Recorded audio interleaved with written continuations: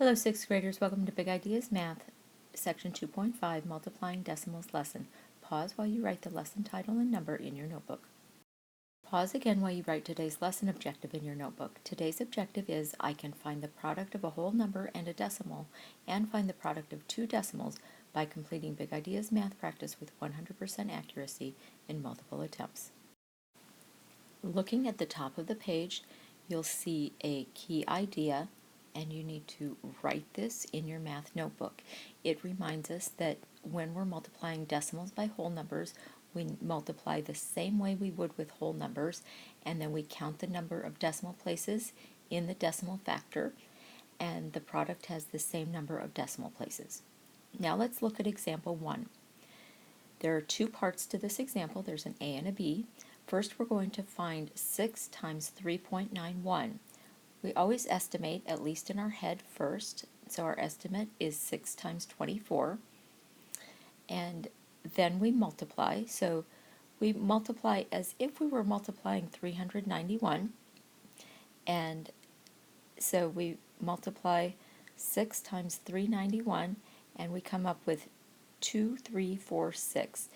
But then we see that it has two decimal places, so we count two decimal places over in the product. So 6 times 391 equals 23.46, and we check that with the estimate that we did, and we see that it is reasonable.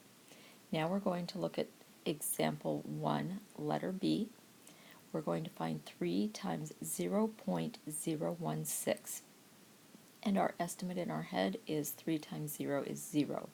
So we know that our number should be getting smaller. So we multiply 3 times 16, and we come up with 48.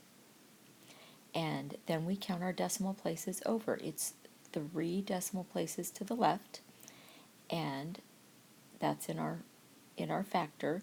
So we have to count 3 decimal places to the left in our product. So 3 times 0.016 equals 0.048. And we check for reasonableness. It is reasonable. And then we move on to example 2, which is a real life problem. How high is a stack of 100 dimes? So method 1 says we multiply 1.35 millimeters, that's the height of one dime, times 100, and so again we multiply as if the decimal place weren't there, so 135 times 100 is 135 with 2 zeros on the end, and then we move our decimal point over to the left 2 spaces because that's how many decimal places we had in the factor, so that's how many decimal places we have in the product, so it's 135.00. Method 2, it says you are multiplying by a power of 10, so we can use mental math. There are 2 zeros in 100, so move the decimal point in 1.35 2 places to the right. So these are two perfectly good methods to do the same problem. So a stack of dimes is 135 millimeters high. Moving on to page 87, we're going to start at the top of the page. The rule for multiplying two decimals is similar to the rule for multiplying a decimal by a whole number. So let's look at the key idea, multiplying decimals by decimals. Multiply as you would with whole numbers, then add the number of decimal places in the factors. The sum is the number of decimal places in the product. Again, just like you did on the last page, pause and write these directions and this example in your math notebook because it's very important. Let's take a look at example 3, multiplying decimals. Multiply 4 8/10 by 7 2/10. Always do an estimate. 4 8/10 rounds to 5, 7 2/10 rounds to 7. 5 times 7 equals 35. So 4 8/10 has 1 decimal place. 7 2/10 has 1 decimal place. So we multiply as we normally would. 2 times 8 is 15. 2 times 4 is 8, plus 1 is 9. And then we multiply out the 7. 7 times 8 is 56. To make that 1 into a 5. And 7 times 4 is 28, plus 5 is 33. We add this up and we get 3, 4, 5, 6. And then we look back to see how many decimal places we had in our factors. We had 1 in 4 and 8 tenths, and we had 1 in 7 and 2 tenths. 1 plus 1 is 2. So we march our decimal point over 1, 2 places. So our answer is 34 and 56 hundredths, which is close to 35, which was our estimate. So our answer is reasonable. Let's take a look at letter B. Multiply 3 1/10 times 5 100ths. When we multiply that out, we get, when we ignore the decimal point, we at first get 155, and then we look at our decimal places. We have 1 in 3 1/10, and we have 2 in 5 hundredths. So we have to march our decimal point over 1, 2, 3 places. So our answer ends up being 155 100ths. Is it close to our estimate of 0? Yes, it is. So our answer is correct. Let's take a look at example 4, evaluating an expression, on page 88. Remember that when we evaluate an expression, we just find the value of the expression. So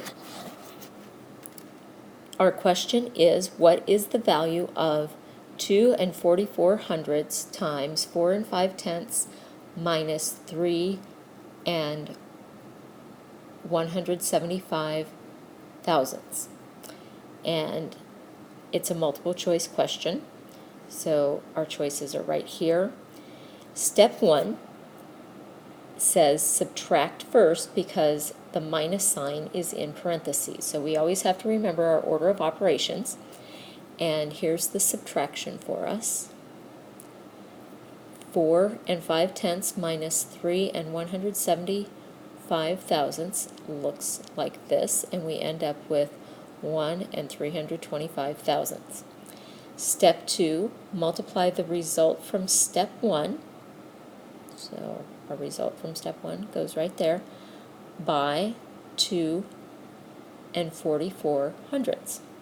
So we multiply 4 times 5, which is 20, and 4 times 2, which is 8, plus the 2 that we carried, which is 10. So we're carrying a 1 up here over the 3.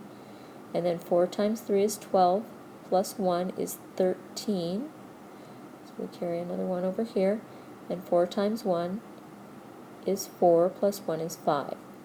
So we end up with 5,300 on the first row. And then the second 4 works out the same way, but we're shifting it over. Remember, from 5th grade, you can put a 0 there as a placeholder if you need to do that. And then to multiply out the 2, 2 times 5 is 10, and you carry the 1.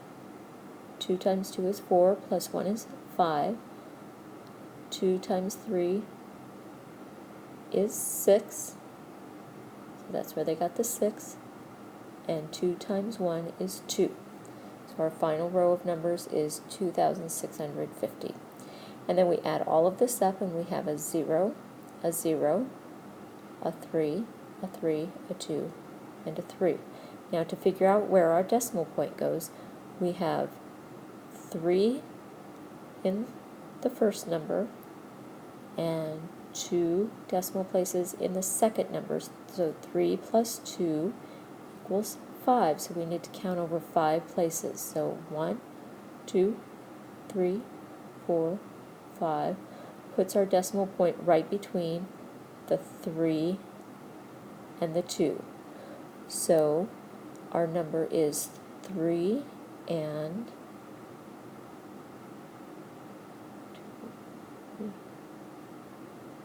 233 thousandths, which is A. Let's skip down to example 5 and our real life application. We buy 2 75 pounds of tomatoes. We hand the cashier a $10 bill. How much change will we receive? So we need to find the cost of the tomatoes. So we multiply 1 89 times 2 75 because that's how many pounds we bought. And each pound costs $1.89, which is over on the sign for the tomatoes. So we multiply this out. We at first ignore the decimal places, and we get the big long number, and then we count up how many decimal places there are in our factors. 2 plus 2 is 4, so we count over 4 decimal places, and our decimal point ends up between the 5 and the 1. So it's 5 and 1,975 10,000ths. Now, you would not really get charged that at the grocery store. So they round that, and you get charged $5.20 because we don't work in 10,000ths of a cent at the grocery store. And so that's how much you're going to get charged, but the question asked us how much change we get. So we still aren't done. We have to subtract the cost of the tomatoes from the amount of money we hand the cashier. So we hand the cashier $10, and they take their $5.20, and so we subtract, and we get $4.80 in change. Remember, if you have questions about any of this, you need to review the lesson, and you need to make a note in your exit slip. Remember, to earn credit for viewing your flipped lesson, you need to complete your notes in your ISN, complete your on-your-own questions in your ISN, and submit those in Google Forms. Remember to complete your Big Ideas math assignment in your math notebook and submit that when it is 100% correct. Remember to visit your teacher if you have any questions.